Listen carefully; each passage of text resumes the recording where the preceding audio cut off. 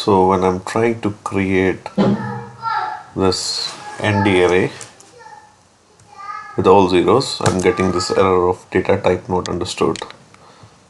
Problem here is, if you go to documentation of num.zeros, you'll see in shape it's expecting either an integer or a tuple of ints.